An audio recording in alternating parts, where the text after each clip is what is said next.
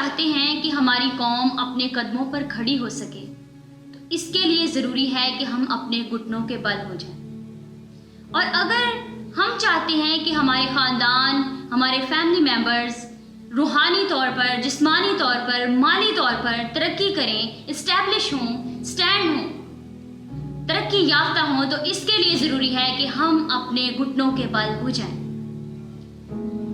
مسیح یسوع میں آپ سب کی سلامتی ہو۔ میں خدا کی خادمہ پاسٹر ملکہ لیورا آج ایک بار پھر خدا کے کلام میں سے ایک نئی ہدایت کی بات آپ سب کے لیے لے کر آپ کی خدمت میں حاضر۔ ایک مشہور بات ہے کہ جس جگہ پر بارش نہیں ہوتی، جن زمینوں پر بارش نہیں ہوتی، وہاں پر بارش نہ ہونے کی وجہ سے فصلیں سوکھ جاتی ہیں، اور اگر ہم چاہتے ہیں کہ ہمارے خاندان ترقی کریں، ہمارے خاندان کامیاب ہوں، ہماری زندگیاں کامیاب ہوں، ہمارے خاندانوں میں بنجر پن نہ آئے، تو اس کے لیے ضروری ہے کہ ہم دعا کریں۔ آج کا ہمارا ٹاپک بھی یہی ہے کہ خاندانی طور پر دعا کرنا کیوں ضروری ہے۔ اگر ہم چاہتے ہیں کہ ہم خاندانی طور پر ترقی کریں، آگے بڑھیں، کامیاب ہوں، تو ہمیں دعا کرنا ضروری ہے۔ اس کے لیے ہم بائبل مقدس میں سے ایک پیسج دیکھیں گے، خروج کی کتاب میں سے اس کے 23ویں باب کی 25ویں آیت کو جب ہم پڑھیں گے تو ہم دیکھیں گے کہ اس میں ہمارے لیے کیا ہدایت کی بات ہمیں ملتی ہے۔ ہم خدا کے کلام میں سے پڑھیں گے، اور تم خداوند اپنے خدا کی عبادت کرنا، تب وہ تیری روٹی اور پانی پر برکت دے گا اور تیرے بیچ سے بیماری کو دور کر دے گا۔ جب ہم اس آیت کو پڑھتے ہیں تو یہ آیت خدا اپنے بندہ موسیٰ سے کلام کر رہا ہے، اس سے بات کر رہا ہے، اور یہاں پر جب ہم اس کو پڑھتے ہیں تو یہاں پر خدا کے وعدے اور ہدایات نظر آ رہے ہیں، اور جب ہم اس آیت کو بھی پڑھتے ہیں تو اس میں بھی خدا کے وعدے اور اس کے لیے ہدایت نظر آ رہے ہیں۔ خدا اپنے بندہ موسیٰ سے بات کر رہا ہے۔ میں سمجھتی ہوں کہ خاندانی طور پر جب ہمارے گھر کے اندر روٹی یعنی خوراک پوری ہو، مہیا کی جا رہی ہو، وقت پر مل رہی ہو، تو یہ اس سے بڑی اور کوئی بات نہیں۔ اور ہمارے گھر کے اندر یہ ساری ضروریات کی چیزیں ہیں جو اہم ہیں، اور سب سے زیادہ بیماریاں اگر ہمارے گھر کے اندر آئیں تو وہ بھی ہم جانتے ہیں کہ وہ ان کو بھی دور کرنا کیسے کرنا چاہیے۔ لیکن یہ آیت ہمارے خاندانی طور پر بڑی فٹ بیٹھتی ہے۔ اس آیت کو اگر ہم دیکھیں تو یہ برابر ہمارے خاندانوں پر اپلائی ہوتی ہے۔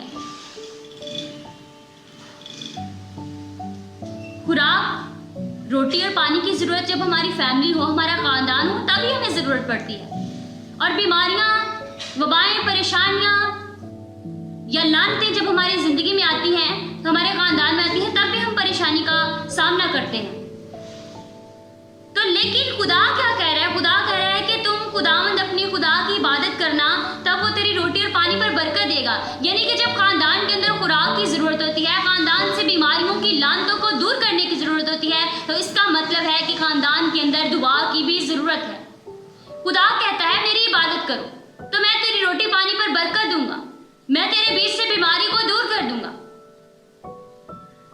جب ہم خدا کی عبادت کرتے ہیں، اس کے حضور چلتے ہیں، تو ہمیں اس کے دو فائدے ہوتے ہیں۔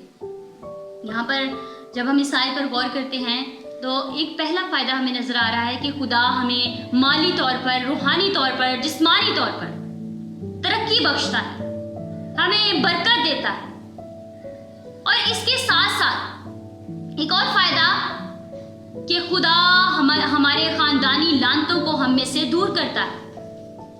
خاندانی لعنتیں ہم پر کئی طرح سے ہو سکتی ہیں۔ بیماری کی لعنتیں یعنی کہ جیسے ہمارے خاندان میں باپ کو اگر کوئی بیماری تھی اور باپ اسی بیماری کے باعث مر گیا، تو آگے وہ بیماری اولاد میں ٹرانسفر ہو جاتی ہے، اور یہ نسل در نسل اسی طرح چلتی رہتی ہے۔ اگر کوئی خاندان میں کوئی بدروح کسی کو ستاتی تھی اور وہ ستاتے ستاتے اگلی نسلوں کو بھی ستا رہی ہے، تو یہ ٹرانسفر ہو رہی ہیں لعنتیں۔